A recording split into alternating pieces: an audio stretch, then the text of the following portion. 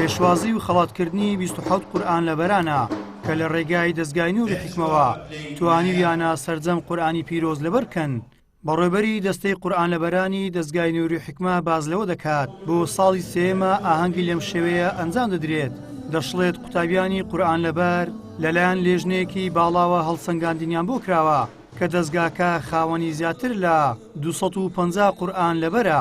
باز بۆخوا ئەوە ساڵی سێمینە دەستگا خاوەنی زیاتر لە 250 قورئان لەبەرە، بەڵام ساڵانە بە لە ڕێگای لێژنەیەکی باڵا لێژنەی باڵای هەڵسەنگانی قورئان لەبەران هەڵسەنگانیان بۆ ئەنجام دەدرێت.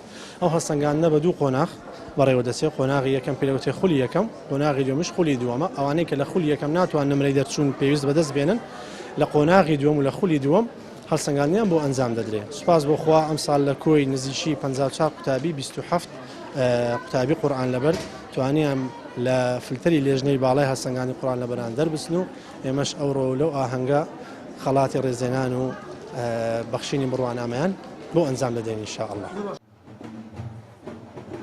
قورئان لەبەران بۆ پەیامدوان وتیان دوای ماندووبوون و هەوڵێکی زۆر توانی ومانە بە هاوکاری مامۆستایانی دەستگای نووری حکمە تەواوی قورئان لەبەر بکەین و لە سینەمان هەڵیگرین.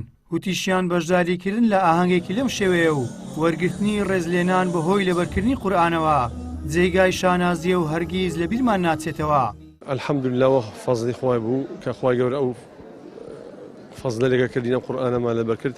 ڕاستە بیدایەتیان دەک زەحمەتی دەبینی، بەڵام هێدی ئیشەڵڵا خوای گەورە هەر کەسی نیەتی بی لۆی ئاسان دەکە و کە ئاسانیش دەبی تەبعەن پاش ماندیبوونەشی زۆر هەمووی دەبتە خۆشی.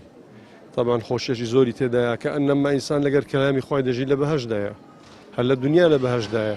ئێمە بە هەوڵ و ماندووبوونێکی زۆر یعنی سەرەڕای هەموو ئیش و کار و زروفی مادیات و هەموو شتەکان دەرس و دەور و ئەوانە ئیتر وامان لێ هاتوانیمان خوای گەورە یارمەتی داین کە ئێمە دانەبڕین لە حفزی قورئان بە یارمەتی مامۆستاکانی نووری حکمە بوون. ئەلحەمدولله زۆر یارمەتیان داین.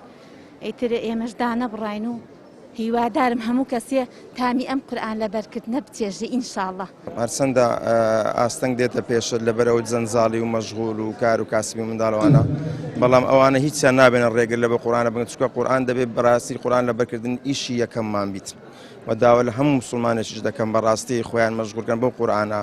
لەو دنیای پڕخەم و ناخۆشیە کاتێک کە قورئان مڕازعی دەکەیەوە هیچ خەمێک نامێنێ. بەڕاستی خۆشترین ژیان لەگەڵ قورئانە.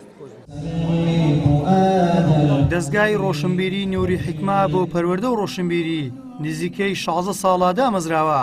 نووسنگەی سەرەکی کەوتۆتە شاری هەولێر و تاوەکو ئێستا لە سەرجەم شار و شارۆچکەکان خاوەنی 42 لقوبازنەیە کە لەو لقوبازنانەشدا زیاتر لە 10,000 قوتابی قورئان بوونیان هەیە. گەیلان ساویر کەناڵی پەیام هەولێر.